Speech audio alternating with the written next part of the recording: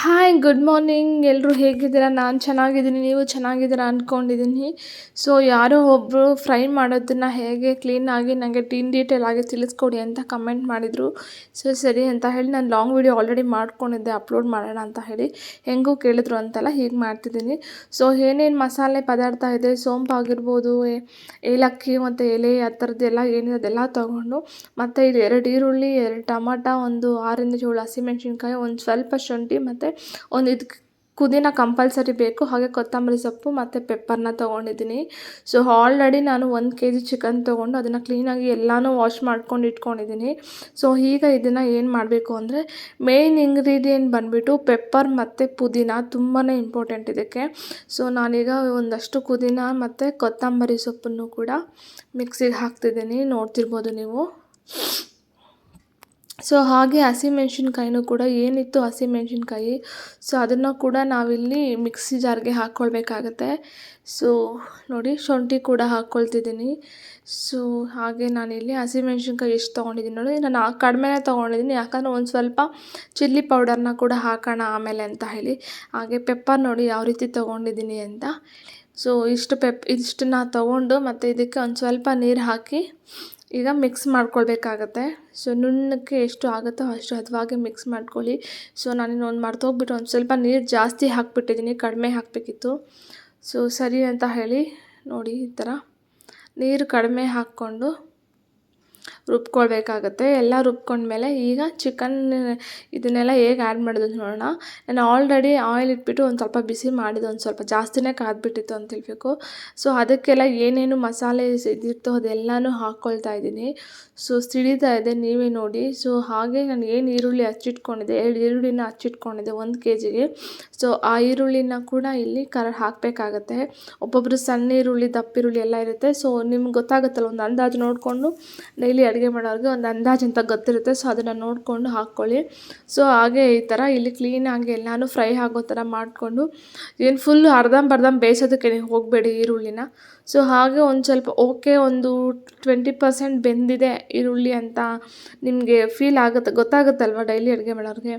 So ಹಂಗೆ ಅಂತ ಅನಿಸ್ತಾ ಇರಬೇಕಾದ್ರೆ ನೀವು ಇಲ್ಲಿ ಏನು ಟೊಮೊಟೊ ಎಲ್ಲ ಹಚ್ಚಿಟ್ಕೊಂಡಿದ್ರಲ್ಲ, ಸೊ ಅದನ್ನು ಕೂಡ ಆ್ಯಡ್ ಮಾಡ್ಬೋದು.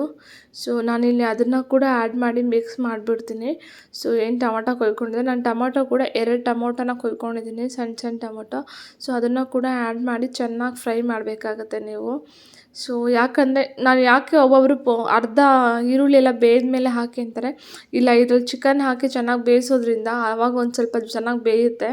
ಸೊ ತುಂಬ ನುಣ್ಣಗೆ ಬೇಯಿಸ್ಕೊಂಡ್ಬಿಟ್ರೆ ಈರುಳ್ಳಿ ಅಷ್ಟು ಚೆನ್ನಾಗಿರಲ್ಲ, ಇಲ್ಲಿ ತುಂಬ ನುಣ್ಣಗೆ ಆಗಿಬಿಡುತ್ತೆ. ಸೊ ಅದಕ್ಕೆ ನಂಗೆ ಇಲ್ಲಿ ಸ್ವಲ್ಪ ಮುದ್ದೆಗೆ ಮಾಡ್ಕೊತಿರೋದ್ರಿಂದ ಗ್ರೇವಿ ಜಾಸ್ತಿ ಬೇಕು. ಸೊ ಅದಕ್ಕೆ ಒಂದು ಸ್ವಲ್ಪ ಈರುಳ್ಳಿ ಥರ ಇರಲಿ ಅಂತ ಹೇಳಿ ನಾನು ಮಾಡ್ತಿರೋದು. ಸೊ ಹಾಗೆ ಚಿಕನ್ ವಾಶ್ ಮಾಡ್ಕೊಂಡಿದ್ದೆ ಅಲ್ವಾ, ಸೊ ಚಿಕನ್ನ ಕೂಡ ಹಾಕಿ ಇಲ್ಲಿ ಚೆನ್ನಾಗಿ ಫ್ರೈ ಮಾಡ್ತಿದ್ದೀನಿ. ಅಂದರೆ ನಾವು ಕೆಳಗಡೆ ಮಸಾಲೆಸ್ ಎಲ್ಲ ಹಾಕಿದ್ವಿ, ಸೊ ಅದಕ್ಕೆಲ್ಲ ಚೆನ್ನಾಗಿ ಮಿಕ್ಸ್ ಆಗಬೇಕು ಫಸ್ಟು. ನೋಡಿ, ಈ ಥರ ಎಲ್ಲ ಮಿಕ್ಸ್ ಮಾಡ್ಕೊಳ್ಳಿ. ಅದು ಒಂದು ಕೈಲಿ ಫೋನ್ ಹಿಡ್ಕೊಂಡು ಒಂದು ಕೈಲಿ ಮಾಡ್ತಿದ್ದಲ್ಲ, ಕಷ್ಟ ಆಗ್ತಿತ್ತು. ಹಾಗೆ ನನ್ನ ಮಗನ್ನ ಕರೆದು ಫೋನ್ ಕೊಟ್ಟು ವೀಡಿಯೋ ಮಾಡು ಅಂತ ಹೇಳಿ ಅವ್ನು ವೀಡಿಯೋ ಮಾಡ್ತಿದ್ದಾನೆ. ಸೊ ಹಾಗೆ ಟರ್ಮರಿಕ್ ತುಂಬಾ ಇಂಪಾರ್ಟೆಂಟ್. ಚಿಕನ್ ನೀವು ಯಾವತ್ತು ಯೂಸ್ ಮಾಡಿದರೂ ಕೂಡ ಚಿಕನ್ ಅಡುಗೆ ಮಾಡೋಕ್ಕೆ, ಸೊ ಟರ್ಮರಿಕ್ ವಾಶ್ ಮಾಡೋದಕ್ಕೆ ಕೂಡ ಯೂಸ್ ಮಾಡ್ಬೋದು. ಹಾಗೆ ಈ ಥರ ಸ್ಟಾರ್ಟಿಂಗ್ ಹಾಕ್ತೀವಲ್ಲ, ಒಂದು 2 ನಿಮಿಷ ಸ್ಟಾರ್ಟಿಂಗ್ ಒಲೆ ಮೇಲೆ ಹಾಕಿದ ಮೇಲೆ ಚಿಕನ್, ಆಮೇಲೆ ನೀವು ಟರ್ಮರಿಕ್ ಯೂಸ್ ಮಾಡೋದ್ರಿಂದ ತುಂಬಾ ಒಳ್ಳೆಯದು. ಆ ಚಿಕನಲ್ಲಿ ಹಸಿ ವಾಸನೆ ಏನಿರುತ್ತೆ ಅದು ಕಂಪ್ಲೀಟಾಗಿ ಹೋಗುತ್ತೆ. ತಿನ್ನಬೇಕಾದ್ರೆ ಒಳ್ಳೆ ಫ್ಲೇವರಿಂದ ಇನ್ನೂ ಸ್ವಲ್ಪ ಹೊಟ್ಟೆಗೆ ಹೋಗುತ್ತೆ. ಇಲ್ಲಾಂದರೆ ಒಂದು ಸ್ವಲ್ಪ ಚಿಕನ್ ಸ್ಮೆಲ್ ಇರುತ್ತೆ, ತಿನ್ನೋದಕ್ಕಾಗಲ್ಲ, ಒಂದು ಸ್ವಲ್ಪ ಅಸಹ್ಯ ಅಂತ ಅನಿಸುತ್ತೆ ಅದು. ಸೊ ಹಾಗೆ ನಾನಿಲ್ಲಿ ಸ್ವಲ್ಪ ರುಚಿಗೆ ತಕ್ಕಷ್ಟು ಉಪ್ಪು ಎಷ್ಟು ಬೇಕು ಅಷ್ಟು ನೋಡಿಕೊಂಡು ಉಪ್ಪೆಲ್ಲ ಹಾಕಿ, ಸೊ ಈಗ ಚೆನ್ನಾಗಿ ಮಿಕ್ಸ್ ಮಾಡ್ತಿದ್ದೀನಿ. ಅರಿಶಿನ ಪುಡಿ ಮತ್ತು ಉಪ್ಪು ಎಲ್ಲ ಹಾಕಿದ್ದೆ ಅಲ್ವಾ, ಸೊ ಅದನ್ನು ಚೆನ್ನಾಗಿ ಮಿಕ್ಸ್ ಮಾಡ್ತಾಯಿದ್ದೀನಿ ಇಲ್ಲಿ. ಸೊ ಕ್ಲೀನಾಗಿ ಅರಿಶಿನ ಪುಡಿ ಏನು ಚಿಕನ್ ಇದೆ ಎಲ್ಲಕ್ಕೂ ಕ್ಲೀನಾಗಿ ಮಿಕ್ಸ್ ಆಗಬೇಕು, ಇಲ್ಲಾಂದರೆ ವಾಟ್ರ್ ಬಿಟ್ಕೊಳ್ಳುತ್ತಲ್ಲ ಚಿಕನ್ನು. ಸೊ ಆಗ ಮಿಕ್ಸ್ ಆಗುತ್ತೆ, ಏನು ಪ್ರಾಬ್ಲಮ್ ಏನಿಲ್ಲ. ಸೊ ಹಾಗೆ ಇಲ್ಲೊಂದು ಸ್ವಲ್ಪ ರುಚಿಗೆ ತಕ್ಕಷ್ಟು ಖಾರದ ಪುಡಿನ ಕೂಡ ಹಾಕ್ಕೊಳ್ಳಿ.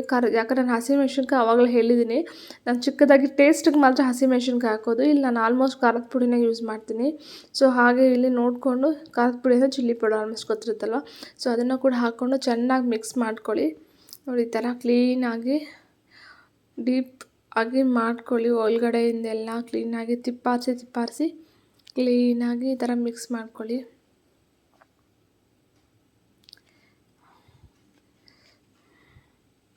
ಸೊ ಈ ಥರ ಅಂದರೆ ಇದೆಲ್ಲ ನೀವು ಜಾಸ್ತಿ ವಾಲ್ಯೂಮಲ್ಲಿ ಫ್ಲೇಮ್ ಇಟ್ಕೊಂಡು ಯಾವತ್ತೂ ಮಾಡಬೇಡಿ. ಇದನ್ನೆಲ್ಲ ಮೀಡಿಯಮ್ ಫ್ಲೇಮಲ್ಲೇ ಮಾಡಿ. ಸೊ ಹಾಗೆ ನಾನು ಪ್ಲೇಟ್ ಮುಚ್ಚಿ ಒಂದು 5 ಮಿನಿಟ್ಸ್ ಬಿಟ್ಟಿದ್ದೆ. ನೋಡಿ ಈ ಥರ ಚಿಕನ್ ಎಲ್ಲ ಎಷ್ಟು ಚೆನ್ನಾಗಿ ನೀರು ಬಿಟ್ಕೊಂಡಿದೆ. ಒಂದು 20-30% ಚಿಕನ್ ಆಲ್ಮೋಸ್ಟ್ ಬೆಂದಿದೆ. ಸೊ ಆ ಬೆಂದಾಗ ಈ ಥರ ನೀರು ಯಾವಾಗ ಬಿಟ್ಕೊಳ್ಳುತ್ತೆ ಆವಾಗಲೇ ಚಿಕನಲ್ಲಿರೋ ಬ್ಯಾಡ್ ಸ್ಮೆಲ್ ಎಲ್ಲ ಹೋಗಿರುತ್ತೆ. ಅಂದರೆ ಕವ್ಸ್ ಇರುತ್ತಲ್ವ, ಸೊ ಅದೆಲ್ಲ ಹೋಗಿರುತ್ತೆ. ಸೊ ಆಗ ನೀವು ಏನು ಮಸಾಲೆನ ರುಬ್ಕೊಂಡಿದ್ರಿ, ಏನಿದು ಪುದೀನ ಆಗಿರ್ಬೋದು, ಶುಂಠಿ, ಕೊತ್ತಂಬರಿ ಸೊಪ್ಪು, ಮೆಣಸಿನ್ಕಾಯ್ದು, ಪೆಪ್ಪರ್ ಎಲ್ಲ ರುಬ್ಕೊಂಡಿದ್ರಲ್ಲ, ಸೊ ಆ ನೀರನ್ನು ಆ ಮಸಾಲೆನ ಇದಕ್ಕೆ ಹಾಕಿ ಚೆನ್ನಾಗಿ ಮಿಕ್ಸ್ ಮಾಡಿ. ಸೊ ನೋಡಿ ಈ ಥರ ಒಳಗಡೆ ಡೀಪಾಗಿ ಎಲ್ಲ ಕ್ಲೀನಾಗಿ ಮಿಕ್ಸ್ ಮಾಡ್ಕೊಳ್ಳಿ.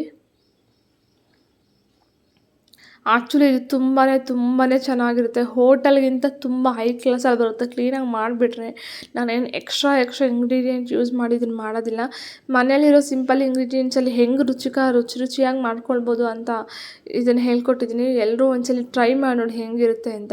ಹಾಗೆ ಕ್ಲೀನಾಗಿ ಮಿಕ್ಸಿ ಜಾರನ್ನ ತೊಳ್ಕೊಂಡು, ಇನ್ನೂ ಸ್ವಲ್ಪ ನೀರು ಬೇಕಿತ್ತಲ್ವ, ಸೊ ಅದರಿಂದನೇ ಕ್ಲೀನಾಗಿ ತೊಳ್ಕೊಂಡು ನೀರು ಹಾಕ್ಕೊಂಡೆ. ಸೊ ಈಗ ಒಂದು ಸ್ವಲ್ಪ ಉಪ್ಪು ನೋಡ್ಕೊಳ್ಬೇಕಾಗತ್ತೆ ನೀವು, ಎಷ್ಟಿದೆ ಉಪ್ಪು ಖಾರ ಎಲ್ಲನೂ.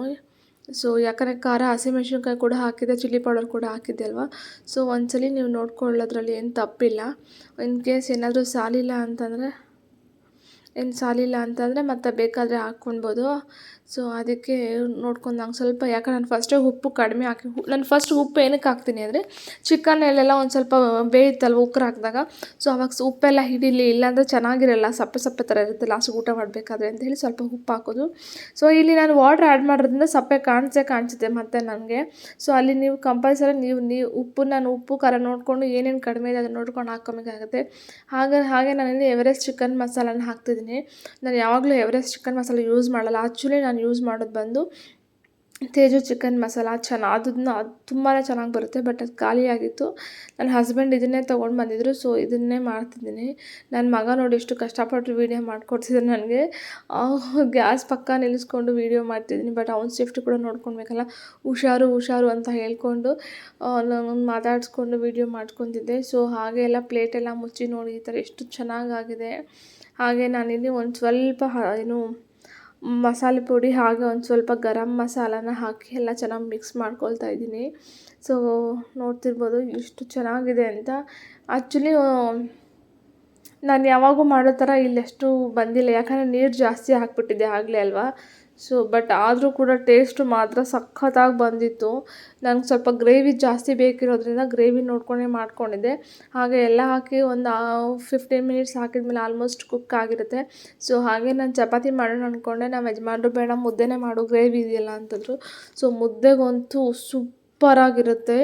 ಸೊ ಇದನ್ನು ಯಾರ್ಯಾರು ಟ್ರೈ ಮಾಡಿಲ್ಲ ಕಂಪಲ್ಸರಿ ಒಂದು ಸಲ ಟ್ರೈ ಮಾಡಿ, ಕಮೆಂಟ್ ಸೆಕ್ಷನಲ್ಲಿ ಹೇಗಿತ್ತು ಅಂತ ತಿಳಿಸಿ. ಎಲ್ರಿಗೂ ತುಂಬಾ ಇಷ್ಟ ಆಗುತ್ತೆ. ನಮ್ಮ ಮನೆಯಲ್ಲಿ ಆಲ್ಮೋಸ್ಟ್ ಚಿಕನ್ ತಂದಾಗ ಎಲ್ಲರೂ ಇದನ್ನೇ ಕೇಳಿ ಮಾಡಿಸ್ಕೊತಾರೆ, ಅಷ್ಟು ಇಷ್ಟ. ಸೊ ಸಖತ್ ಇಷ್ಟಪಡ್ತಾರೆ. ನನ್ನ ಮಗನೂ ಕೂಡ ಸಣ್ಣದಾಗಿ ಮುದ್ದೆ ಮಾಡಿದ್ದೆ, ಅವನು ಕೂಡ ಇದನ್ನು ನೋಡಿ ತಿಂತೀನಿ ಮುದ್ದೆ ಅಂತಂದ. ಸೊ ಅವನಿಗೂ ಕೂಡ ಮಾಡಿದ್ದೆ. ದಯವಿಟ್ಟು ಎಲ್ಲರೂ ಟ್ರೈ ಮಾಡಿ ಹೇಗಿತ್ತು ಅಂತ ಕಮೆಂಟ್ ಸೆಕ್ಷನಲ್ಲಿ ತಿಳಿಸಿ. Thank you so much.